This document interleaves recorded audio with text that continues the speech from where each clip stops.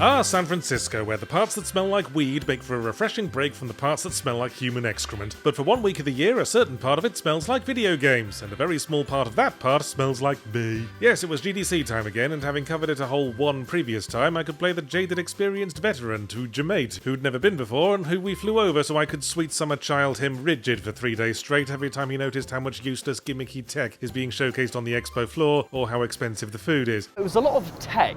That's mocap. usually the case. Yeah, but, it's like- So we saw a whole bunch of upcoming games, but for me the standout part of GDC 2024 was that for the first time I was experiencing it from the reverse perspective. No, I didn't finally take your advice and shove my head up my arse. I was the one actually showcasing a game. My name's Yahtzee Croshaw, and I'm showcasing my game that I made, called Starstruck Vagabond. Wow.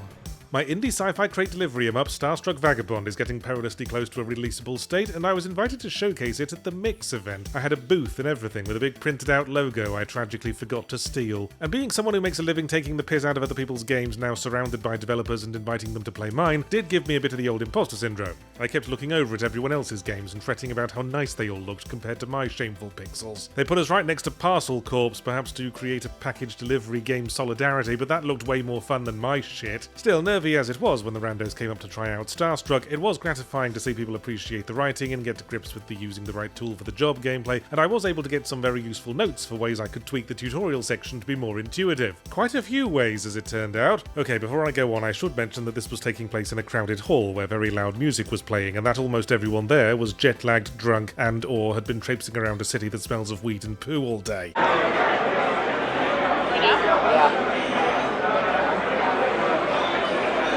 But all that aside, for crikey have I gained an appreciation for the cliche that games journalists suck at live demos. Every time I played one and the developers said I'd gotten further than most people did, I thought they were just buttering me up. The way everything else at GDC is aimed at buttering up the media, from the free keyrings to the bagels in the press room. As I said, I'm going to tweak the tutorial a bit, but if it's not immediately clear you're supposed to use a wrench on something when multiple text boxes tell you and there's an arrow and a picture of a wrench pointing directly at it, then I'm not sure where that leaves me. Absolutely no offense intended to anyone who did play it. As I say, it wasn't the best environment for player training. I'm sure you're all incredibly smart and insightful people when you're at home, relaxed, and arguing in YouTube comments about what is and is not an acceptable skirt length for an anime 16-year-old.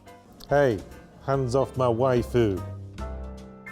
We'll have a more full-on GDC video soon once a few more embargoes have elapsed, and Fully Ramblematic will return back to normal next week, to reassure those among you who noticed I'd missed 2 weeks of videos and conclude that I had died or disappeared to summon the rapture.